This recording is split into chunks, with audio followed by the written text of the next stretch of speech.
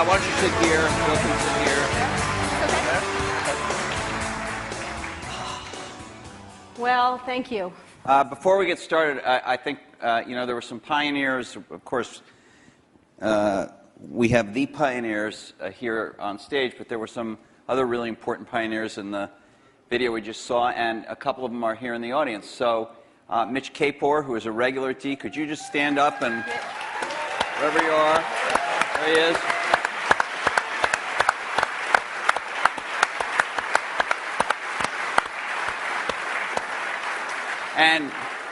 And Fred Gibbons, who has not come to D before but is here tonight. Fred. There's Fred. Right there. And I don't know if he's in the room, but I do want to recognize our fellow journalist, Brent Schlender from Fortune, who did the last, to my knowledge, the last joint interview these guys did. It was not on a stage, but it was a Fortune magazine interview. Brent, I don't know if you're in the room. If you are, can you stand? Maybe he's way back there. Way over there.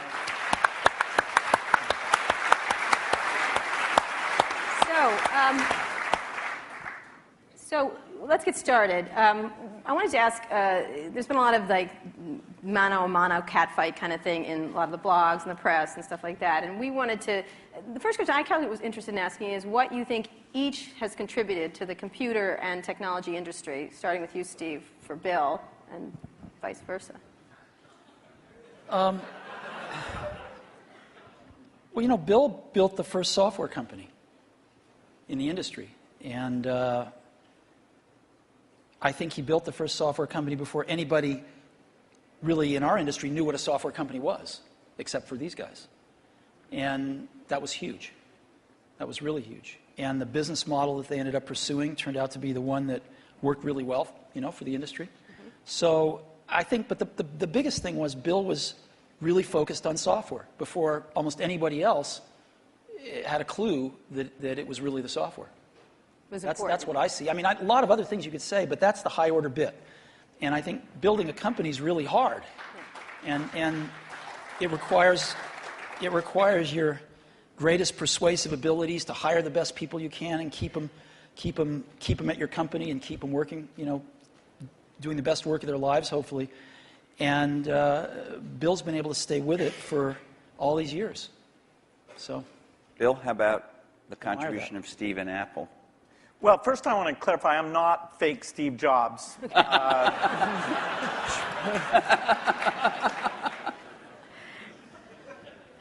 What Steve's done is quite phenomenal. If you look back to 1977, that Apple II computer, the idea that it would be a mass market machine, the bet that was made there by Apple uniquely, there were other people with products, but the idea that this could be an incredible, empowering phenomena, Apple pursued that dream.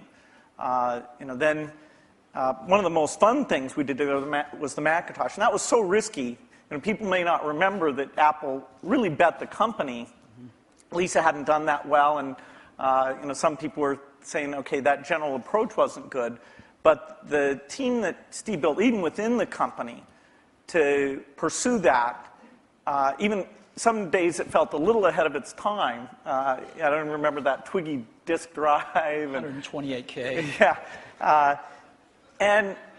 The Twiggy disk drive, yes.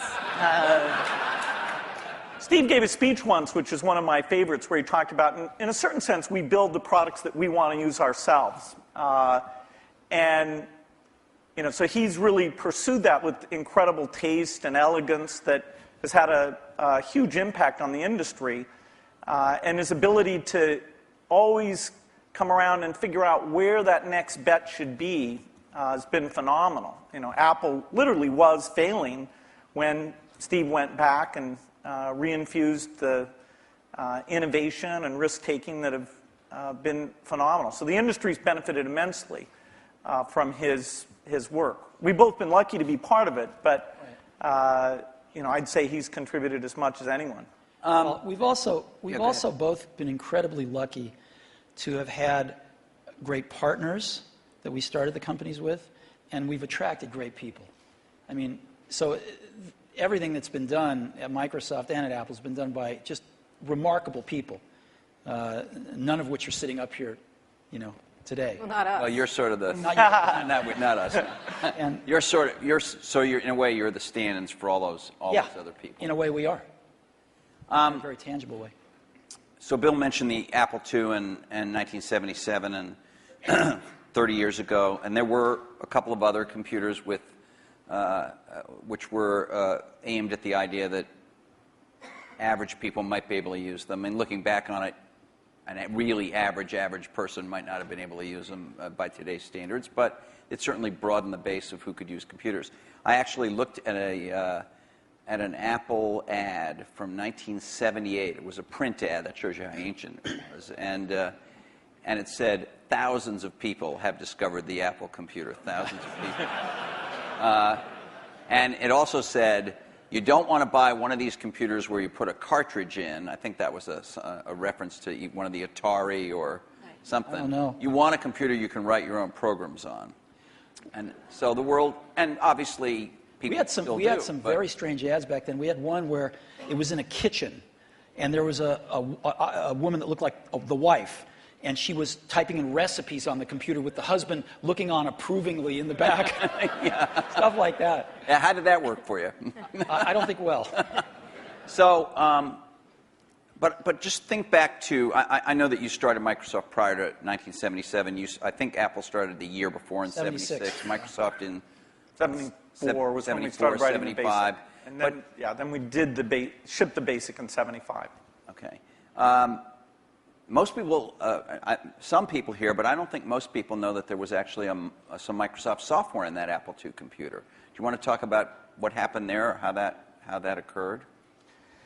Yeah, there'd been the Altair and a few other companies, actually about 24, that had done various machines. But the 77 group included the PET, TRS-80, Commodore. and Commodore PET, TRS-80, and the Apple II. The original Apple II BASIC, the integer BASIC, we had nothing to do with. But then there was a floating point one where, and I mostly worked with Woz on that. Let me tell this story. So my partner, we started out with this guy named Steve Wozniak, brilliant guy. He writes this BASIC that is like the best BASIC on the planet. It does stuff that no other BASIC's ever done. You don't have to run it to find your error messages. It finds them when you type it in and stuff. It's perfect in every way, except for one thing, which is it's just fixed point, right? It's not floating point. And so we're getting a lot of input that people want this BASIC to be floating point. And like we're begging Woz, please make this floating point. Who's we? How many people are in Apple? Well, me. Yeah. We're begging Woz to make this floating point, and he just never does it. And he wrote it by hand on paper. I mean, he didn't have an assembler or anything to write it with. It was all just written on paper, and he'd type it in. He just never got around to making a floating point. Why? Well, this is one of the mysteries of life. I don't know, but he never did. And so, Microsoft had this very popular, really good floating point BASIC that we ended up going to them and saying, help. And how much was I think you were telling us earlier? That was $31,000. That Apple paid you for the floating point BASIC. And I flew out to Apple. I spent 2 days there getting the cassette. The cassette tapes were the main ways that people stored things at the time. Right. And, that was fun. I think the most fun is later when we worked together. Well, what was the most fun? Tell the story about the most fun that was later. And maybe later, not the most fun. Let him talk. I'm teasing. Well, Steve can probably start it better. The team that was assembled there to do the Macintosh was a very committed team. And there was an equivalent team on our side that just got totally focused on this activity. Jeff Harber's, a lot of incredible people. And we really had bet our future because on the Macintosh being successful, and then hopefully graphics interface in general being successful, but first and foremost, the thing that would popularize that being the Macintosh. And so we were working together, the schedules were uncertain, the quality was uncertain, the price. When Steve first came up, it was going to be a lot cheaper computer than it ended up being, but that was fine. So you worked in both places, in both? Well, we were in Seattle, and we fly down there. But Microsoft, if I remember correctly, from what I read, wasn't Microsoft one of the few companies that were allowed to even have a prototype of the Mac at the time? Well, what's interesting, what's hard to remember now is that Microsoft wasn't in the applications business then. They took a big bet on the Mac because this is how they got into the apps business. I mean, Lotus dominated the apps business on the PC back then. Right. We had done just Multiplan, which was a hit on the Apple II. And then Mitch did an incredible job betting on the IBM PC. And 123 came in and, ruled that part of the business. So the question was, what was the next paradigm shift that would allow for an entry? WordPerfect, we had Word, but WordPerfect was by far the strongest in word processing, DBase, and database. And Word was that was a kind of a DOS, a text. All of these products I'm saying were DOS-based products. Because Windows wasn't in the picture at the time. Right. That's more in the early 90s that we get to that. And so we made this bet that the paradigm shift would be graphics interface, and in particular that the Macintosh would make that happen with 128K of memory, 22K of which was for the screen buffer, 14K was for the operating system. So it was... 14K. Yeah. 14K. Yeah. The original Mac operating system was 14K. 14K that we had to have loaded when our software ran. So when the shell would come up, it had all the 128K. The OS was bigger than 14K. It was in the 20s somewhere. I see. So when we ship these computers now with a gigabyte, 2 gigabytes of memory, and nobody remembers 128K. I remember that. I remember paying a lot of money for computers with 128K in those days. So the two companies worked closely on the Mac project because you were maybe not the only, but the principal or one of the principal software creators for it, right? Is that right? Well, Apple did the Mac itself, but we got Bill and his team involved to write these applications. And we were doing a few apps ourselves. We did Mac Paint and Mac Draw and stuff like that. But Bill and his team did some great work. Now, in terms of moving forward, after you left and your company grew more and more strong, what did you think was going to happen to Apple after sort of the disasters that occurred after Steve left? Well, Apple's fate hung in the balance. We continued to do Macintosh software, and Excel, which Steve and I introduced together in New York City. That was kind of a fun event. That went on and did very well. But then, Apple just wasn't differentiating itself well enough from the higher volume platform. And meaning Windows, right? I mean, DOS and Windows. Okay, but especially Windows in the 90s began to take off. By 1995, Windows became popular. The big debate wasn't sort of Mac versus Windows. The big debate was character mode interface versus graphics mode interface. And when the 386 came and we got more memory and the speed was adequate and some development tools came along, that paradigm bet on GUI paid off for everybody who'd gotten in early and said, this is the way that's going to go. But Apple wasn't able to leverage its products. After the 512K Mac was done, the product line just didn't evolve as fast. Steve wasn't there, as it needed to. And we were actually negotiating a deal to invest and make some commitments and things with Gil Amelio. And no, seriously. And Don't be mean. Don't be mean to him. I'm sorry? Just saying the word Gil Amelio, you can see him just... And so I was calling him up on the weekend and all this stuff. And next thing I knew, Steve called me up and said, don't worry about that negotiation with Gil Amelio. You can just talk to me now. And I said, wow. Gil was a nice guy, but he had a saying. He said, Apple is like a ship with a hole in the bottom, leaking water. And my job is to get the ship pointed in the right direction.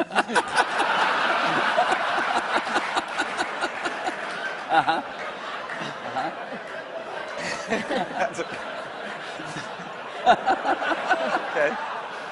So, and meanwhile, through all this, I mean, I want to get back to the thing we saw in 1997 at Macworld there, but Windows was just going great guns. I mean, Windows 95, to whatever extent earlier versions of Windows had not had all the features, all the GUI stuff that the Mac had. Windows 95 really was an enormous, enormous leap. Yeah, Windows 95 is when graphics interface became mainstream, and when the software industry realized, wow, this is the way applications are going to be done. And it was amazing that it was ridiculed sort of in 93, 94. It was not mainstream. And then in 95, the debate was over. It was kind of just a common sense thing. And it was a combination of hardware and software maturity getting to a point that people could see it. So I don't want to go through every detail, the whole history of how you came back, but Thank you. You had, but you in that video we all saw, you said you had decided that it was destructive to have this competition with Microsoft. Now, obviously, Apple was in a lot of trouble, and I presume that there was some tactical or strategic reason for that, as well as just wanting to be a nice guy, right? I mean, You know, Apple was in very serious trouble, and what was really clear was that if the game was a zero-sum game where for Apple to win, Microsoft had to lose, then Apple was going to lose. But a lot of people's heads were still in that place. Why was that from your perspective? Well, a lot of people's heads were in that place at Apple, and even in the customer base, because, you know, Apple had invented a lot of this stuff, and Microsoft was being successful, and Apple wasn't, and there was jealousy and this and that. There was just a lot of reasons for it that don't matter. But the net result of it was there were too many people at Apple and in the Apple ecosystem playing the game of, for Apple to win, Microsoft has to lose. And it was clear that you didn't have to play that game, because Apple wasn't going to beat Microsoft. Apple didn't have to beat Microsoft. Apple had to remember who Apple was, because it had forgotten who Apple was. And so to me, it was pretty essential to break that paradigm. And it was also important that, you know, Microsoft was the biggest software developer outside of Apple developing for the Mac. And so, you know, it was just crazy what was happening at that time. And Apple was very weak. And so I called Bill up, and we tried to patch things up. Yeah, and since that time, we've had a team that's fairly dedicated to doing the Mac applications, and they've always been treated kind of in a unique way so that they can have a pretty special relationship with Apple. And that's worked out very well. In fact, every couple years or so, there's been something new that we've been able to do on the Mac, and we have it's a great business for us. And it's actually, the relationship between the Mac development team at Microsoft and Apple is a great relationship. It's one of our best developer relationships. And do you look at yourself as rivals now today as the landscape has evolved? And we'll talk about the internet landscape and everything else and other companies that have come forward. But how do you look at yourselves in this landscape today? because you are competitors in certain ways, which is the American way, we right? watch the commercials. And you get annoyed at each other from Although, time you know to what? time. I have to confess, I like PC Guy better. Yeah, he's great. I like him. You know, the art of those Yes, commercials is not to be mean, but it's actually for the guys to like each other.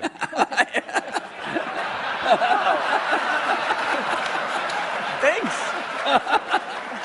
PC Guy is great. I like He's got a big heart.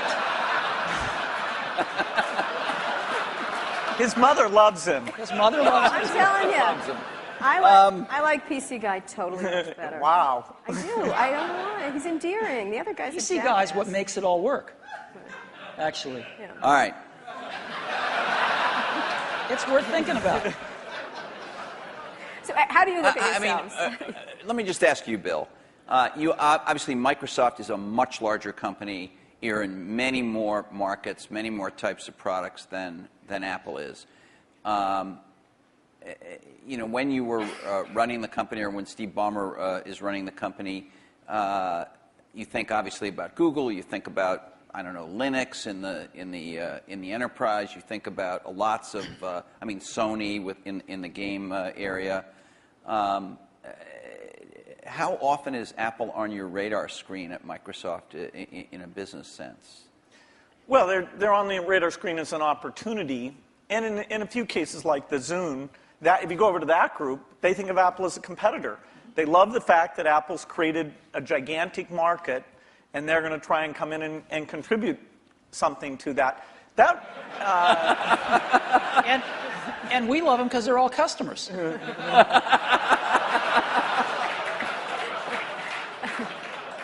I have to tell you, I was actually told by Jay Allard, and I'm serious, that because of the nature of the processor, the development platform they used to develop a lot of the software for the Xbox 360 was Macs. And he claimed that at one point they had placed the biggest order for whatever the Mac Tower was at the time of anybody, and it was Microsoft. I don't know if it was the biggest, but yeah, we had the same processor, essentially, that the Mac had. This is one of those great ironies. They were switching away from that processor while the Xbox 360 was adopting it, but for good reasons, actually, in both cases, because we're not in a portable application, and that was one of the things that processor roadmap didn't have. But yes, we did.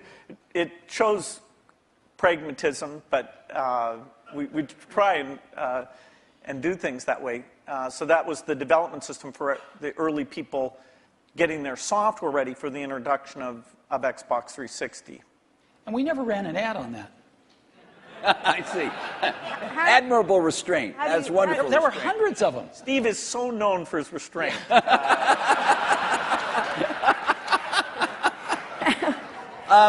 Let me ask, how do you look at Microsoft from an Apple perspective? I mean, you compete in computers and... I mean, you could say you don't compete, the era of destructive whatever you said in 1997, but you think you're consciously aware of what they're doing with Windows. You followed Vista closely, I think.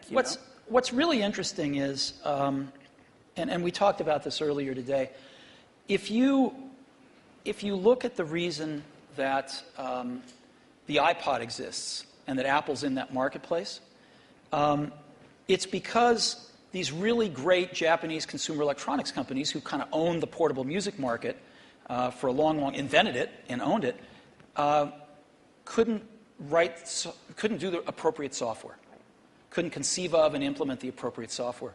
Because an iPod's really just software. It's software in the iPod itself, it's software on the PC or the Mac, and it's software in the cloud for the store. And it's in a beautiful box, but it's software.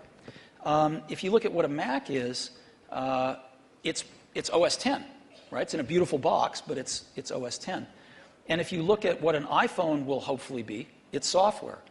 And so the big secret about Apple, of course, not so big secret maybe, is that Apple views itself as a software company. And there aren't very many software companies left. And Microsoft is a software company. And so, we look at what they do, and we think some of it's really great, and we think some of it's, a little bit of it's competitive, and most of it's not.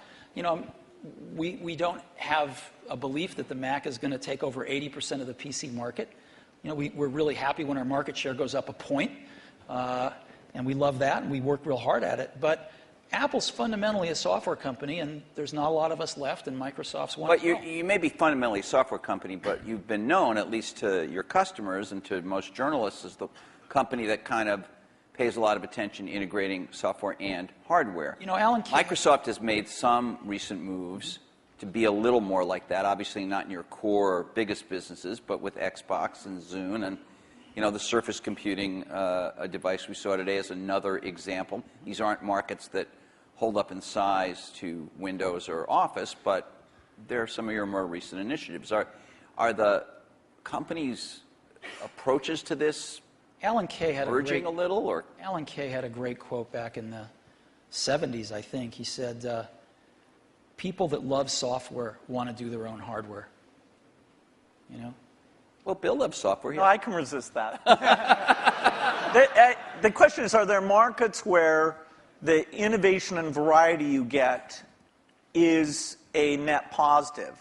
The negative is that in the early stage, you really want to do the two together. So you want to do prototyping and things like that, really is one thing. And then let's take the phone market. We think we're on 140 different kinds of hardware. We think it's beneficial to us that even if we did a few ourselves, it wouldn't give us what we have through those partnerships. Likewise, if you take the robotics market, very undeveloped. We have over 140 all tiny volume robots using Microsoft software. And the creativity, building toys, security things, medical things. We love the innovation and the ecosystem that's going to grow up, who knows when, but we're patient around that, and we'll have a great asset with this robotic software platform. So there are things like PC, phone, and robot where the Microsoft choice is to go for the variety. It's great. For them, they do what works super well for them. And there's a few markets like Xbox 360, Zune, and this year we have 2 new ones, the Surface thing and this round table, which is the meeting room thing, where we'll actually, through subcontractors, but it's the P&L on the risk and all that for the hardware. The design is completely a Microsoft thing. The round table, is that something you've announced, or were you just... We've shown prototypes of it. That's the thing where it's got the 360-degree cameras and all those. It's like Cisco has something in that market, and HP too, right? Or... HP has a very high-end thing that's a tiny bit like it. But anyway. All right. Do you ever regret... Was there something you might have wanted to do differently? And maybe you feel like this happened after you left Apple.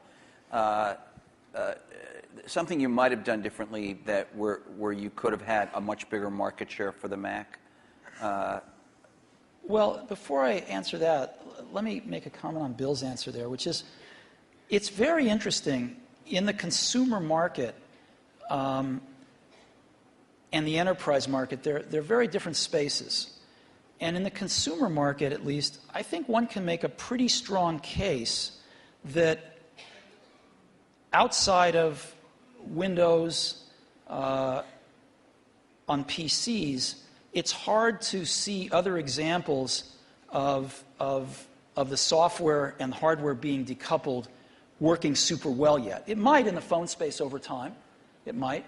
But it's not clear. It's not clear. You can see a lot more examples of the hardware-software coupling working well. And so I think this is one of the reasons we all come to work every day, is because nobody knows the answer to some of these questions, and we'll find out over the coming years. Maybe both will work fine, yeah, and maybe they won't. Yeah, it's good to try both approaches. In some product categories, take music players, the solo design worked better. In the PC market, the variety of designs at this stage has a higher share.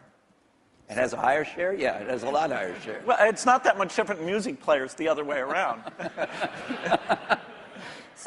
Is there some moment you feel like I should have done this or Apple should have done that and we could have had? You stuck to this idea of these hardware-software integration, and it's working very well now. There's a lot of things that happened that I'm sure I could have done better when I was at Apple the first time, and a lot of things that happened after I left that I thought were wrong turns, but it doesn't matter.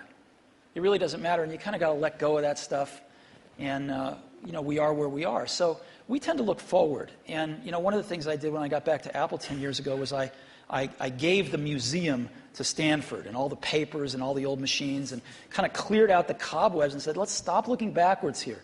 It's all about what happens tomorrow. And because you can't look back and say, well, gosh, I wish I hadn't gotten fired. I wish I was there. I wish this. I wish that. It doesn't matter.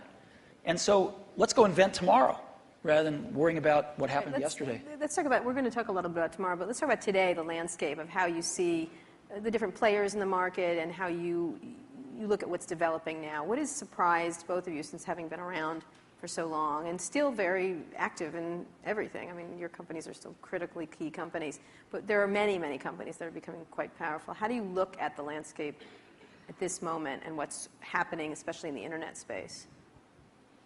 I think it's super healthy right now. I think there's a lot of young people out there building some great companies who want to build companies, who aren't just interested in starting something and selling it to one of the big guys, but who want to build companies.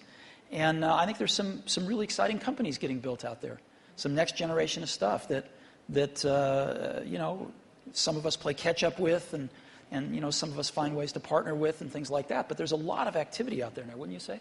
Yeah, I'd say it's a healthy period. Yeah. The notion of what the new form factors look like, what natural interface can do, the ability to use the cloud, the internet, to do part of the task in a complementary way to the local experience. There's a lot of invention that the whole approach of startups, the existing companies who do research, we'll look back at this as one of the great periods of invention. I think so too. There's a lot of things that are risky. right now, which is always a good sign, and you can see through them. You can see to the other side and go, yes, this could be huge, but there's a period of risk that, nobody's ever done it before. Give an example that would, for example, I do, but I can't say. Okay. And so, but I can say, when you feel like that, that's a great thing. Right. That's what keeps you coming to work in the morning, and and it tells you there's something exciting around the next corner. Okay, but so the two of you have certainly you're involved every day with the internet. You have internet products. You have a whole slew of stuff on the internet. You have iTunes and .Mac and all of that. But on another level, you're the guys who represent the rich client, the personal computer, the big operating system and all that. And there is a certain school of thought, and I'm sure it's shared by some people in the room, that this is all migrating to the cloud, and you'll need a fairly light piece of hardware that won't have to have all that investment, all the kind of stuff you guys have done throughout your careers. So as much as people might think of you as rivals, one way to think of you as the two guys. We're both dinosaurs. Huh? They were both dinosaurs. Dinosaurs or whatever. I can talk about that? No. Seriously, is You're there betting on in a 5 system that is years? changing. In 5 years, is the personal computer still going to be the linchpin of all this stuff? Well, you can say that it'll be predicted that it won't be.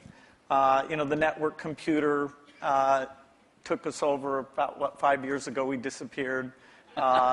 Remember the single function computer? There was somebody who said that these general purpose things are kind of a dumb idea. So that took us over. The mainstream is always under attack. The thing that people don't realize is that you're going to have rich local functionality. I mean, at least our bet. As you get things like speech and vision, as you get more natural form factors, it's a question of using that local richness together with the richness that's elsewhere. And as you look at the device, say, that's connecting to the TV set or connecting in the car, there are lighter weight hardware internet connections. But when you come to the full screen, rich, edit the document, create things, I think we're nowhere near where we can be on making that stronger. I'll give you a concrete example. I love Google Maps, use it on my computer, in a browser. But when we were doing the iPhone, we thought, wouldn't it be great to have maps on the iPhone? And so we called up Google, and they'd done a few client apps in Java on some phones, and they had an API that we worked with them a little on. And we ended up writing a client app for those APIs. They would provide the back-end service. And the app we were able to write, since we're pretty reasonable at writing apps, blows away any Google Maps client. Just blows it away. Same set of data coming off the server, but the experience you have using it is unbelievable. It's way better than the computer. And just in a completely different league than what they'd put on phones before. And, that client is the result of a lot of technology on the client, that client application. So when we show it to them, they're just blown away by how good it is. And you can't do that stuff in a browser. So people are figuring out how to do more in a browser, how to get persistent state of things when you're disconnected from a browser, how do you actually run apps locally using apps written in those technologies so they can be pretty transparent whether you're connected or not. But it's happening fairly slowly, and there's still a lot you can do with a rich client environment. At the same time, the hardware is progressing to where you can run a rich client environment on lower and lower cost devices, on lower and lower power devices. And so there's some pretty cool things you can do with clients. So so you're saying rich clients still matter, but maybe I misunderstood you, but your example was about a rich client that is not a personal computer as we have thought of a personal computer. What I'm trying to say is I think the marriage of some really great client apps with some really great cloud services is incredibly powerful, and right now can be way more powerful than just having a browser on the client. You're talking about a software company being a software and services company rather than a... I'm saying the marriage of these services plus a more sophisticated client is a very powerful marriage. Bill, architecturally, the question is, do you run just in the cloud and all you have down locally is the browser? And that is the same question for the phone as it is for the full screen device. There'll always be different screen sizes because these are, the 5-inch screen does not really compete with the 20-inch screen does not compete with the big living room screen. Those are things that there'll be some type of computing behind all of those things, all connected to the internet.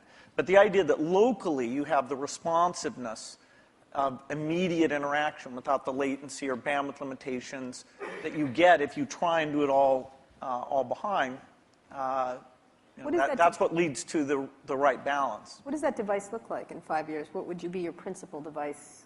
Is there one, or? Is it a, I think you use, I could be wrong, I think you carry a tablet. Right. Right.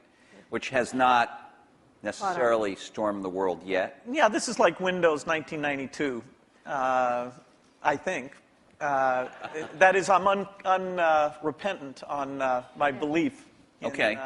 But to go back to Kara's point, what would you each imagine that you would carry as your principal, let's say, thing to do I mean, the Jeff web Hawkins and showed a very lightweight email device and all that kind of stuff. Yeah, I don't know if you guys saw, but Jeff Hawkins showed a Linux-based, a very small, I think he called it a companion to a smartphone today. A phone companion. It sounded a little naughty, frankly. It doesn't matter, you weren't there, but what would you think each would be? I assume you carry a tablet PC. I don't know what brand it is. Maybe you change them up. I don't know. You obviously carry a MacBook Pro, I would guess, or a MacBook. Yeah, well, and an iPhone. And an iPhone. You have one? I do. Right here? Yes. Well, he has when he took it out before. Really? Sorry. He flashed his iPhone earlier today. Anyway, go ahead. So what is your device? What would you see the device what's your that you device should in be 5 carrying? years that you rely on the most? I don't think you'll have one device. I think you'll have a full-screen device that you can carry around, and you'll do dramatically more reading off of that. Yeah, I mean, I believe in the tablet form factor. I think you'll have voice. I think you'll have ink. You'll have some way of having a hardware keyboard and some settings for that. And then you'll have the device that fits in your pocket, which the whole notion of how much function should you combine in there. You know, there's navigation computers, there's media, there's phone. Technology is letting us put more things in there, but then again, you really want to tune it so people know what they expect. So there's quite a bit of experimentation in that pocket-sized device. But I think those are natural form factors, and it will have the evolution of the portable machine and the evolution of the phone will both be extremely high volume, complementary. That is, if you own one, you're more likely to own the other. And then at home, you'd have a setup that they all plug into? Well, at home, you'll have your living room, which is your 10-foot experience, and that's connected up to the internet. And there you'll have gaming and entertainment. And there's a lot of experimentation in terms of what content looks like in that world. And then in your den, you'll have something a lot like you have at your desk at work. You know, the view is that every horizontal and vertical surface will have a projector, so you can put information. You know, your desk can be a surface that you can sit and manipulate things. Can I please have a room in my house that doesn't have a screen and a projector in it? You bet. Thanks. The bathroom. Well, That's the perfect place for it, actually. Go ahead. so what's your 5-year outlook at the devices you'll carry? You know, it's interesting. The PC has proved to be very resilient. Because as Bill said earlier, I mean, the death of the PC has been predicted every few years. And here, when you're saying PC, you mean personal computer in general, not just Windows PCs. I mean personal computer in general. Okay. And you know, there was the age of productivity, if you will, you know, the spreadsheets and word processors, and that kind of got the whole industry moving. And it kind of plateaued for a while, was getting a little stale, and then the internet came along, right? And everybody needed more powerful computers to get on the internet. Browsers came along, and it was this whole internet age that came along, access to the internet. And then some number of years ago, you could start to see that the PC, that was taken for granted. Things had kind of plateaued a little bit, and innovation-wise at least. And then I think this whole notion of the PC, we called it the digital hub, but you can call it anything you want, sort of the multimedia center of the house, started to take off with digital cameras and digital camcorders and sharing things over the internet and kind of needing a repository for all that stuff. And it was reborn again as sort of the hub of your digital life. And you can sort of see that there's something starting again. It's not clear exactly what it is, but it will be the PC maybe used a little more tightly coupled with some back-end internet services and some things like that. And of course, PCs are going mobile in an ever greater degree. So I think the PC is going to continue, this general purpose device is going to continue to be with us and morph with us, whether it's a tablet or a notebook or a big curved desktop that you have at your house or whatever it might be. So I think that'll be something that most people have, at least in this society. In others, maybe not, but certainly in this one. But then there's an explosion that's starting to happen in these, what you call post-PC devices, right? And you call the iPod one of them. There's a lot of things that are not... You can get into trouble for using that term. I want you to know that. What? I'm kidding. Post-PC devices. Why? People write letters to the editor. They complain about it. Anyway, go ahead. Okay. Well, anyway, I think there's just a category of devices that aren't as general purpose, they're really more focused on specific functions, whether they're phones or iPods or Zunes or what have you. And I think that category of devices is going to continue to be very innovative, and we're going to see lots of them. Give me an example of what that would be. Well, an iPod is a post-PC device. A phone is a post-PC device. Is the iPhone and are some of these other smartphones, and I know you believe that the iPhone is much better than these other smartphones at the moment, but are these things, aren't they really just computers in a different form factor? I mean, when you say we use the word phone, it sounds like... We're getting to the point where everything's a computer in a different form factor. So what? Right? So what if it's built with a computer inside it? It doesn't matter. It's what is it? How do you use it? How does the consumer approach it? And so who cares what's inside it anymore? So what are the core functions of the device formerly known as the cell phone, whatever we want to call it, the pocket device? What would you say the core functions? Like 5 years out, what are the core functions of that pocket device? How quickly all these things that have been somewhat specialized, the navigation device, the digital wallet, the phone, the camera, the video camera, how quickly those all come together, it's hard to chart out. But eventually, you'll be able to make something that has the capability to do every one of those things. And yet, given the small size, you still won't want to edit your homework or edit a movie on the screen of that size. And so you'll have something else that lets you do the reading and editing and those things. Now, if we could ever get a screen that would just roll out like a scroll, then you might be able to have the device that did everything. Well, in the very first D conference, we had these guys from E-Ink here. Yeah. I'm sure you've both talked to them. They were talking about that. That was 5 years ago. It's always 5 years out. Do you? Yes, we can't. There's some advances in projection technology that are more likely deliberate, I think, than the flexible material guys. But it's not even on the horizon, no matter which of the two approaches are pursued. We have some Microsoft research people who work on that, and there's a lot of investment, but it's at least in the 5-year time frame. 5 years from now, what's going to be on that pocket device? I don't know.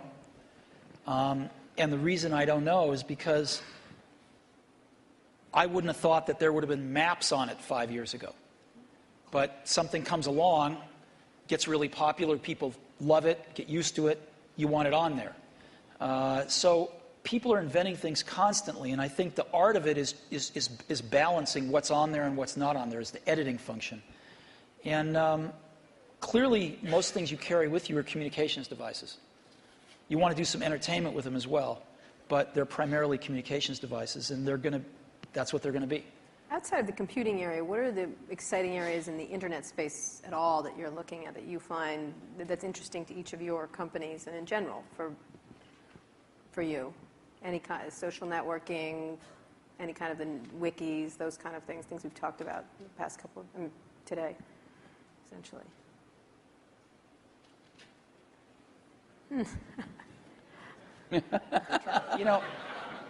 We're working on some things that I can't talk about. Again, yeah. But there used very beautiful. There used to be a saying, isn't it, at Apple? It's going to blow us away, though, blow us when away. You can't talk. Wow, it's great. There used to be a saying at Apple, isn't it funny, a ship that leaks from the top? So, that's kind of like a sweater without sleeves as a vest. I don't get that. That was what they used to say about me when I was in my 20s. Okay. There's a zillion interesting things going on the internet. The most interesting things to me are these incredible new services that people are bringing up. And Surrounding entertainment, or? There's a lot of them surrounding entertainment, but there's a lot of them that have to do with just sort of figuring out how to navigate through life a little more efficiently. And I think, it's really great when you show somebody something and you don't have to convince them they have a problem that this solves. They know they have a problem. You can show them something, they go, oh my God, I need this. And I think you're going to see a lot of things like that happen over the next year or two. Do you, you obviously have a very large internet business with iTunes, and you sell a lot of stuff on in the Apple Store. But, you were early with this idea that when you bought a computer from Apple, you had this kind of internet service back end, and it was called .Mac. And I think a lot of people feel you haven't developed it very much. I couldn't agree with you more, and we'll make up for lost time in the near future. And in your case, you obviously have huge things like Hotmail, for instance, which is, I guess, and Windows Messenger, which are both widely used, and I don't even know how many users. A gazillion. Huge numbers. But on the other hand, you haven't, as Steve Ballmer was talking about today, you have other people have much stronger positions in things like search and other parts of the internet. So, are you guys, because you are the personal computer companies that are best associated with that, not as nimble as some of these competitors at this point? Do you worry about not being as nimble, both of you? I mean, obviously Microsoft's a much bigger company, but you're a big company. Steve, Apple is. Do you worry about not being as nimble as somebody sitting out there with, the kind of 10 employees that you guys had in 1977? Well, there's always going to be great new things that come out of other companies, and you want to be in a position to benefit from those, to have those inventions drive demand for Windows and personal computers, and then some of those upstream things you want to participate in. I hope Steve mentioned we are going to participate in search, hopefully to a higher degree in the future. He did mention that, yeah. Than at present, so we'll see what we can do there. A lot of the applications are more specialized, so they're not areas we'll go into. Take what can happen with education now, that video is mainstream, and all these tools that let you do rich interactions are very mainstream. I'm very excited about that. The idea of empowerment goes back to the very beginning of our industry, and some of those dreams that this would be used by students, or that teachers could get better and learn from each other in these new ways. We're just at the threshold where some of those things can happen. And yes, our companies can contribute to that, but as a whole, it's the ecosystem jumping on and building on each other where you can finally say, finally, technology did something for education. See, I look at this a little bit differently, which is we're not trying to do a lot of this stuff because it's not what we do. We don't think one company can do everything. So you've got to partner with people that are really good at stuff. Like, we're not, maybe Microsoft is great at search. We're not. We're not trying to be great at search. So we partner with people that are great at search. And we don't know how to do maps on the back end. We know how to do the best maps client in the world, but we don't know how to do the back end. So we partner with people that know how to do the back end. And what we want to do is be that consumer's device and that consumer's experience wrapped around all this information and things we can deliver to them in a wonderful user interface, in a coherent product. And so in some cases, we have to do more work than others. In the case of iTunes, there wasn't a music delivery service that was any good, and we had to do one, so we'll do one. But in other cases, there's companies doing a way better job because we're not as good at this stuff as other people are, and we'd love to partner with them. And so, we selectively do that. And I think it's really hard for one company to do everything. Let's talk about entertainment. Life's complex. You're both in the entertainment world. Entertainment is important to both your companies. For yours, music right now, and as you get into Apple TV, Microsoft has been within the Hollywood area. Where do you see that going in the era of YouTube? We've had a couple of network people here talking about changes that are happening in Hollywood and everything else. What is happening now to entertainment delivery, and where do you all play? Because you'll be the delivery mechanism in one way or the other for most people. Well, the big milestone is where the delivery platform is the internet, and so you bring the richness and the interactivity. I think you can get a little bit of a glimpse of the future of TV more from looking at community type things like Xbox Live, where people are talking to each other, finding friends, watching things together, talking about those things. That, as you map that onto genres like educational shows or sports shows or watching the Olympics or the elections, that ability to navigate becomes very, very powerful. And we're not an entertainment company. Yes, we do Halo, which is this big video game, but by and large, we're a platform.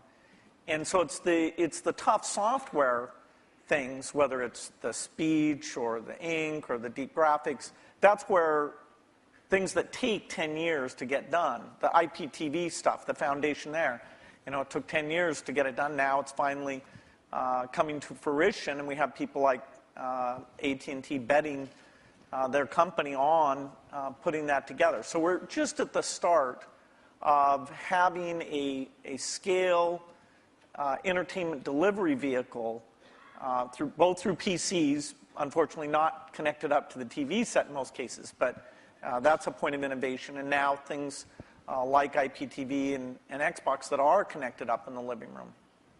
Steve, you were today, Bill, you weren't here, but Steve showed a new function of Apple TV that brings YouTube directly to the TV. Is there going to be more of that from you? Do you see yourself, the way Bill says, as an enabler of entertainment? Or, well, putting aside your Disney role, but your Apple role. I think people want to enjoy their entertainment when they want it and how they want it, on the device that they want it on. So ultimately, that's going to drive the entertainment companies into all sorts of different business models. And that's a good thing. If you're a content company, that's a great thing. More people wanting to enjoy your content more often in more different ways, that's why you're in business. But the transitions are hard sometimes. And the music industry, it turned out that the internet got fast enough to download songs pretty easily. There was no legal alternatives, and maybe they made some bad choices in how they reacted to that. But they're still trying to make the transition to a very different way of doing business or ways of doing business while they're under attack from piracy. And we can all highlight some of the mistakes that have been made, but still it's a tough job. And Hollywood, I think, has watched what's happened in music, learned some things to do, some things not to do. But they're still trying to map this out. How do they make some of these transitions, some new business models, different platforms, allowing their customers way more freedom on when they want to watch stuff and how they want to watch it. And I think there's a tremendous amount of experimentation and thought going on that's going to be good. That's going to be really good if you're a content owner. Can I ask about the user interface of the personal computer for a minute? Vista has just come out, which is your best version of Windows you've done, has some UI improvements in it.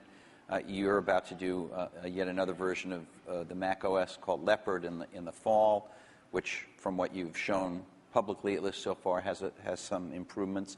But fundamentally, these are still the kind of file icon, folder icon, drop-down menu. I know I'm minimizing. There's a lot of other things. There's gadgets and widgets and all kinds of other cool things in there now. But you can see that it's still all built on what you started with, what Xerox did research on. Is there in the offing in the next 4 or 5 years, is it possible there's a new paradigm for organizing the user interface of the personal computer? Let's leave cell phones and things out for a minute, but just the personal computer, Bill. One of the things that's been anticipated for a long time is when 3D comes into that interface. And there was a lot of experimentation, sites on the internet where you'd kind of walk around and meet people. But in fact, the richness, the speed, it just didn't sustain itself. Now we're starting to see with some of the mapping stuff, a few of the sites, that the quality of that graphics, the tools and things are getting to the point where 3D can really come in. So I definitely say that when you go to a store, bookstore, you'll be able to see the books lined up, the way you might be interested in, or lined up the way they are in the real store. So 3D is a way of organizing things, particularly as we're getting much more media information on the computer, a lot more choices, a lot more navigation than we've ever had before. And we can take that into this communications world where the PC is playing a much more central role, kind of taking over what was the PBX, sort of one of the last mainframes in the business environment. That'll be a big change that'll come to it. And as we get natural input, that'll cause a change. And what about this multi-touch stuff? It's really interesting. Obviously, Steve showed some of it on the iPhone when he introduced the iPhone. Steve Ballmer today showed a bunch of it with the Surface computing device. It happens, although it's not part of our program, that HP, which is a sponsor of this conference, has a multi-touch sort of display over here out in the foyer. Will this make its way that Minority into, Report, this kind of thing? Yeah, will this make its way into, maybe you call it direct manipulation of objects with your hands and your fingers. Will this make its way into mainstream, let's say, laptop computers as a new UI or an additional part of the UI, or is that just a well, but go beyond the laptop. Specialized devices? Vision, software is doing vision. And so, imagine a game machine where you just can pick up the bat and swing it, or the tennis racket and swing it. Yeah, we have one of those. No, that's the Wii. not it. You can't pick up your tennis racket I see what you mean, and yeah. swing it. Right. You can't sit there with your friends and do those natural things. That's a 3D positional device. This is video recognition. This is a camera seeing what's going on. And, in a meeting, like you're on a video conference, you don't know who's speaking when they're audio only, things like that.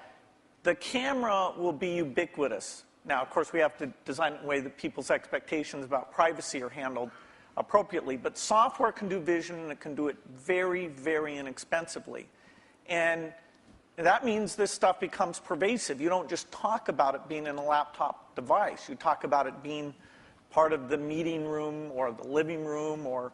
But on the laptop, the way that, and maybe I'm wrong, maybe this is what we have is great and we don't need any new big radical change. But when I turn on my laptop, whether it's my Vista laptop or my Mac laptop, it's there have been improvements, but it's a lot like it was 10 years ago. It's much better. The graphics are better and all that. You talked about that radical change. You have the mouse. For both your companies. You have the icons you move around. You have and you talked about what a big gamble it was in '84 to do that and then follow on with Windows.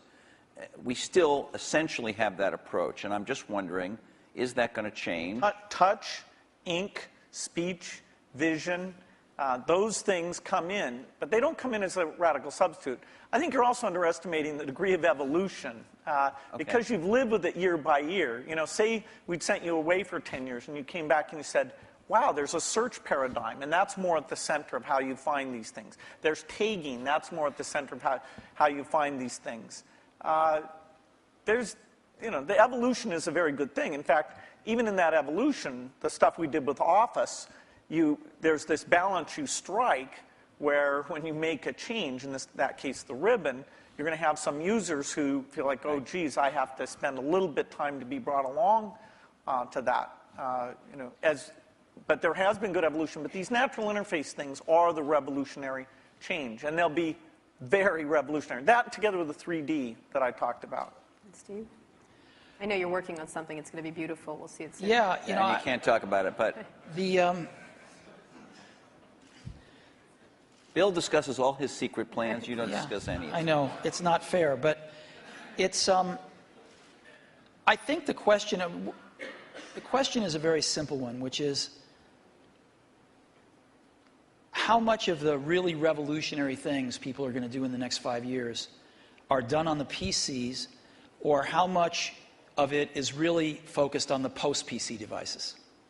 And there's a real temptation to focus it on the post-PC devices because it's a clean slate, and because there are more focused devices, and because they don't have the legacy of these zillions of apps that have to run in zillions of markets. And so I think there's going to be tremendous revolution in the experiences of the post-PC devices. And the question is how much to do in the PCs. And I'm sure Microsoft is. We're working on some really cool stuff. But some of it has to be tempered a little bit because you do have, these tens of millions in our case, or hundreds of millions in Bill's case, users that are familiar with something that, they don't want a car with 6 wheels. They like the car with 4 wheels. They don't want to drive with a joystick. They like the steering wheel. And so, you have to, as Bill was saying, in some cases you have to augment what exists there, and in some cases you can replace things. But I think the radical rethinking of things is going to happen in a lot of these post-PC devices. I'm going to ask a more personal question. We have just a minute before we're going to open up for questions. What's the greatest, I'm not going to call this the Barbara Walters moment and ask you what tree you'd like to be, but You would love to be Barbara Walters, let me just tell you. No, I would not. What's the greatest misunderstanding? Ding. Right. But thank you, Steve. About your relationship. I mean, you're obviously going to go down in history as history books already said kind of thing. But what's the greatest misunderstanding between your relationship and about each other? What would you say would be this idea of catfight? This idea of which one of the many? We've kept our marriage secret for over a decade now. Canada. That trip to Canada. Mm-hmm.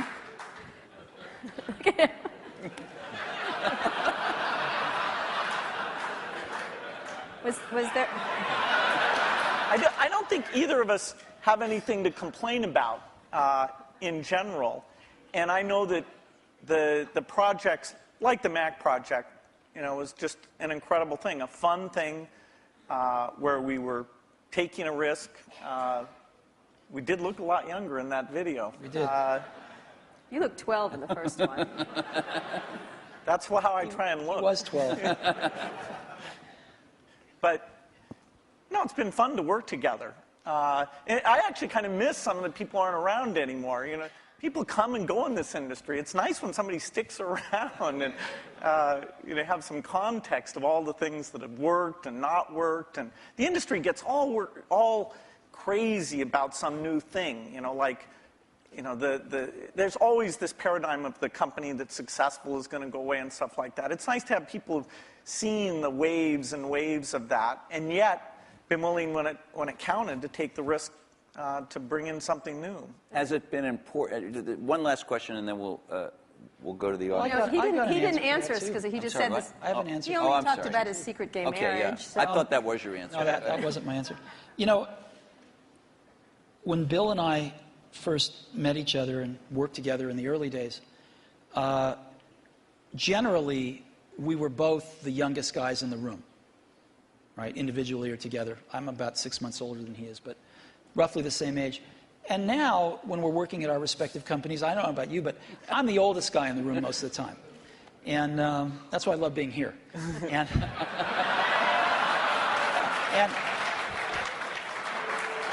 so, happy to oblige. Happy to oblige. And I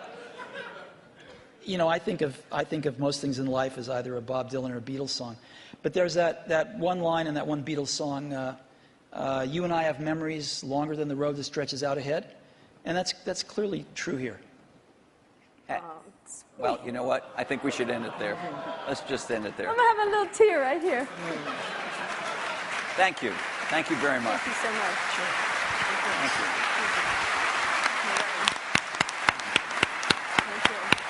We're going to ask some questions. Sit down. Oh, standing O. Thanks. Have we ever had a standing O here? No. I don't know. The toilet. No.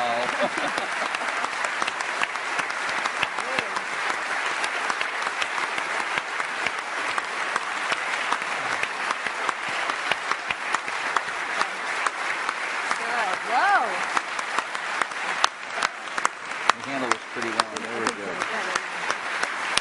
Great. Wow. Okay, so some audience questions. Questions. Please. Can we have the lights? Roger Mankey Roger. from Elevation Partners. Hey guys, that was incredible. Thank you very much. We've got a big election coming up next year. I'm curious if there are any issues that you see in Silicon Valley that we all ought to be focused on communicating effectively to the next potential president of the United States. That is any common ground that we share, because it's weird. You don't actually hear any issues that people are talking about right now. And I'm curious if you guys have any in mind. Bill? Well, certainly education is one that I'd put at the top of the list. Are there technological solutions right now that they could do something about, or is that just sort of like No, technology is going to be helpful and more, but the way that teachers are measured and made excellent, the way that the high schools are designed, the expectations they have, it's not just a pure technology thing. It's more an institutional practice where the opportunity is. And there should be a lot of debate about the different ways of doing that. Steve? Boy, we've got some pretty big problems, and I think most of them are much bigger than anything Silicon Valley can contribute right now to solve, so hopefully some of those will get solved. I also think we underestimate how much all of our industry depends on stability. We've enjoyed a long period of stability, and we've been able to focus on technology and growing our businesses and stuff, and I think we take that for granted sometimes. One of the more interesting areas that we all suffer from, of course, is in the area of energy dependence. And there's a lot of work going on, I know, a lot of investing going on anyway. I don't know if the results are there, but a lot of investing going on in alternative energy, and maybe Silicon Valley can play a small role in some of that stuff, Are you too. guys investing in that area? Personally, or Some. which might be a lot. And you? Exactly. $1 billion here or there. Steve? Steve, Are you investing in that area? No. Or just a Prius? Okay. Or something like Yeah, that? just appreciating it. Over there?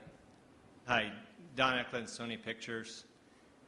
My question is really, at what point is there too much diversity? It was talked about a few times in the discussion, the fact that now microprocessors are very low cost, memory's low cost, software is ubiquitous. But my life has been made better by standards like coding standards, network standards, and it seems like we're reaching a point where diversity is starting to take hold to a point where we're not going to be able to have the kinds of convergence devices that I think everyone would really be able to appreciate. And I'm wondering, is this going to be like healthcare or mass transit, where you just can never put it back in the bottle again? And I'd like to get your perspective on that. If there's still an opportunity to have some grand convergence devices that can really simplify people's lives and enrich their lives. Steve? Well, I think Bill and I would agree that we can get it down to 2. No, I think it's hard to limit imagination and innovation. I think there's always going to be a bunch of new great things, and I think that's part of what we put up with to get the innovation. We put up with a little bit of aggravation to get the innovation. And I think the marketplace is awfully good at allowing diversity when it should, and then getting rid of it when it shouldn't. And then letting it come back sometimes. Yeah. Well, yeah. I mean, in terms of standards and things. The internet standards have been incredibly powerful. Video formats, things like this. And so I don't see things that are going to really hold back a convergence device. Sure, there's a lot of wireless approaches, but that's pretty healthy right now. They each have various merits. A few of them will end up overlapping the other ones and kill the other ones out. But I think the industry's done very well at latching on to standards for the things that there were no longer any innovation in, and then focusing on the places where it wasn't clear which approach was best. Jesse? Hi, I'm Jesse Kornbluth with headbutler.com. Because you're not the youngest guys in the room anymore, it's perhaps appropriate to ask you a question about legacy, each of you. Bill, even your harshest critic would have to admit that your philanthropy work is planet-shaking, incredible, and could be, if you make it, a second act so amazing that it would dwarf what you've actually done at Microsoft.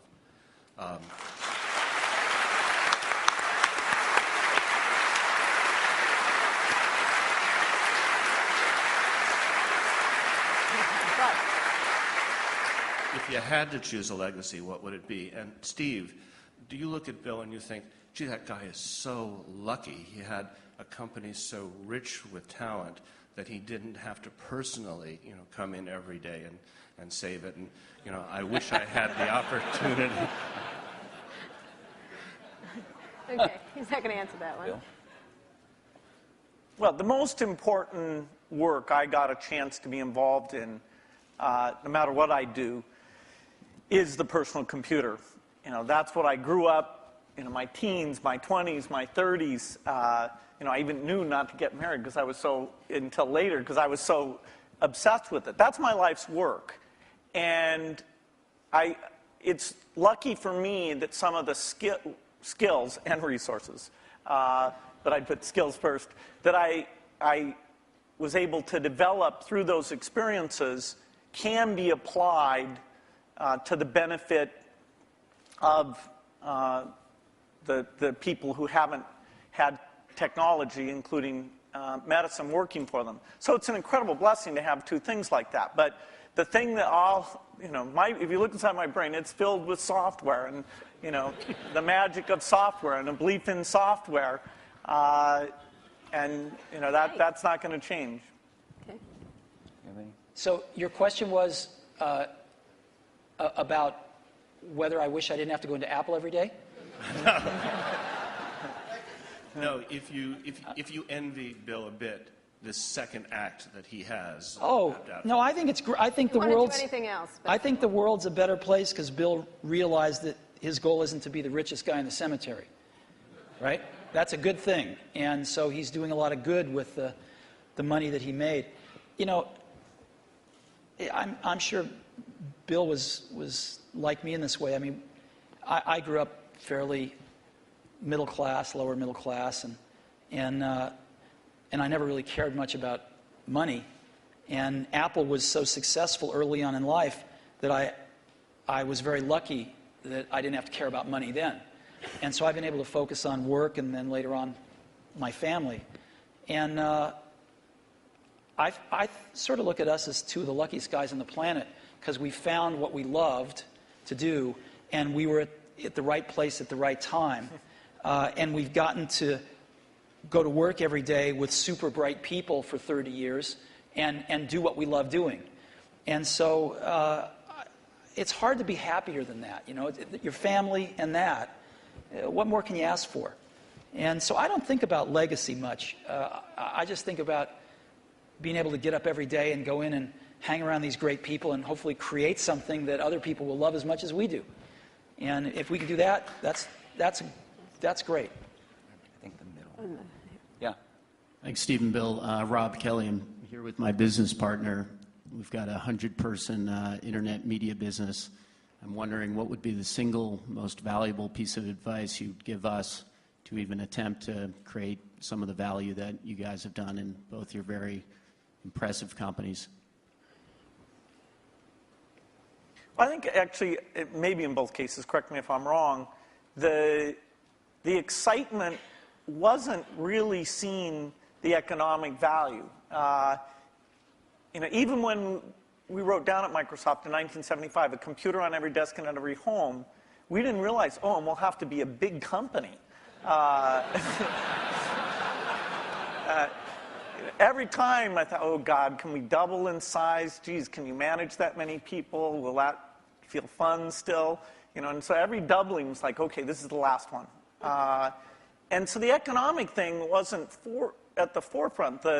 The idea of being at the forefront and seeing new things and things we wanted to do, and being able to bring in different people who are fun to work with, eventually with a pretty broad set of skills, and figuring out how to get those people, those broad skills, to work well together has been one of the greatest challenges. I've made more of my mistakes in that area maybe than anywhere, but eventually getting some of those teams to work very well together. So it's, I think it's a lot about the people and the passion, and it's amazing that the business worked out the way that it did. Yeah. People say you have to have a lot of passion for what you're doing, and it's totally true. And the reason is because it's so hard that if you don't, any rational person would give up. It's really hard. And you have to do it over a sustained period of time. So if you don't love it, if you're not having fun doing it and you don't really love it, you're going to give up.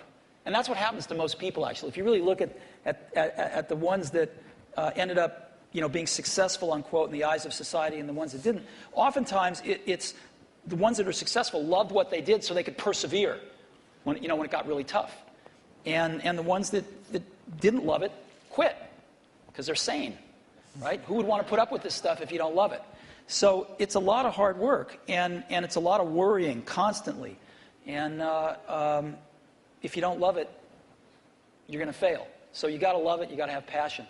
And I think that's the high order bit. The second thing is you've got to be a really good talent scout, because no matter how smart you are, you need a team of great people, and you've got to figure out how to size people up fairly quickly, make decisions without knowing people too well, and hire them, and see how you do and refine your intuition, and be able to help build an organization that can eventually just build itself, because you need great people around you.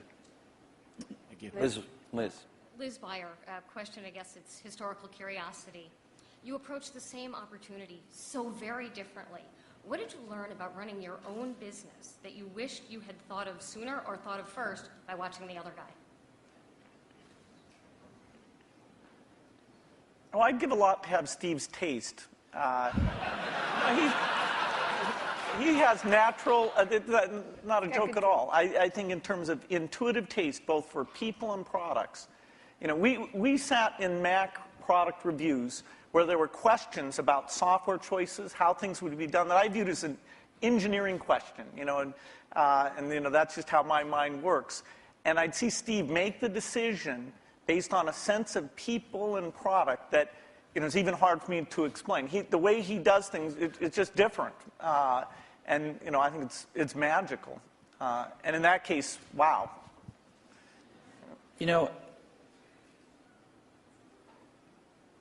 Because Woz and I started the company based on doing the whole banana, we weren't so good at partnering with people. And, actually, the funny thing is, Microsoft's one of the few companies we were able to partner with that actually worked for both companies. And we weren't so good at that, as where Bill at Microsoft were really good at it, because they didn't make the whole thing in the early days. And they learned how to partner with people really well. And I think if Apple could have had a little more of that in its DNA, it would have served it extremely well. And I don't think Apple learned that until, a few decades later. Last question. Is there? This over here. I'm sorry. Over here. Yeah, hi. Charlie Brenner from Fidelity Investments. In our financial services industry, we are focusing very strongly on aging and retiring baby boomers, a huge demographic. We're not that old. Oh, no, I wasn't. The question is different from what it sounds like it's going to be. But most of the innovation that we see coming from computer and internet companies is kind of youth-oriented. And I'm just wondering if there are activities going on in your companies acknowledging what's going to be happening generationally. Not true. I'll give you one example. So we started building in video cameras into almost all our computers a few years ago. And the response by people of all ages, but in particular seniors, has been off the charts. Because they're buying these things now, and they're buying them for their grandkids, their sons and daughters with their grandkids, so they can stay in touch with their grandkids, and they're video conferencing more than younger people are. And it's incredible what this has done. So that's just one simple example, but there's like dozens of them that have clicked with seniors that are living independently that want to stay in touch with extended families and do other things like that. Yeah, I think that it's a very good point when you look at the size of the market. And that's partly why it's great that there are all these companies out there who can see, okay, what would you do for seniors? I think natural user interface is particularly applicable here because the keyboard, we're sort of warped in that we grew up using the keyboard, and so it's extremely natural to us. But things like, and that's partly why when we showed the Surface computer, I showed it privately to a bunch of CEOs a couple weeks ago. I was kind of stunned by how blown away they were. But their ease of navigation is just not the same. And when they saw that, the idea that they could organize their photo album, it meant more to them than it did to me. I'll give you another example. We've got a little shy of 200 retail stores now. And one of the things the stores are doing is personal training now. It's called one-to-one. And we are up to now a run rate of 1 million personal training sessions. They last an hour per year. 1 million per year. You only started a little while ago, right? Yeah. We started about a year ago. And we're up to 1 million training sessions a year run rate now. And a lot of those folks, some of them anyway, many of them are seniors. And they're coming in and they're spending an hour learning how to use Office, and they're spending an hour learning how to video conference. And they can basically come in as much as they want, and they can schedule these things throughout a year, and they pay $99, I think, a year for it. And it's been great. Last question. Now the last question over there. We all share a common science fiction experience of the metaverse or the Matrix, where we all could communicate without being in the same place. And by the way, thank you both for providing us the best platform so far to go to chat rooms or to all go to a MySpace. It's a far cry from these things that we see on Star Trek or the holodeck. What kinds of things can you imagine that are partway there that could be much better than the 3-window iChat that we might see in the next 5 or 10 years? Well, I don't think Steve's going to announce his transporter. I want Star Trek. Just give me Star Trek. No, I think short of the transporter, most things you see in science fiction are, in the next decade, the kinds of things you'll see. The virtual presence, the virtual world that both represents what's going on in the real world and represents whatever people are interested in. This movement in space as a way of interacting with the machine. I think the deep investments that have been made at the research level will pay off with these things in the next 10 years. Steve? I don't know. And that's what makes it exciting to go into work every day. Because there's, as we talked about earlier, this is an extraordinarily exciting time in the industry. And lots of new stuff happening. So, I can't even begin to think of what it's going to be like 10 years from now. Great. Thank you so much. No, thank you so much. Great. Thank you so much. It's great. It's great. It's really good.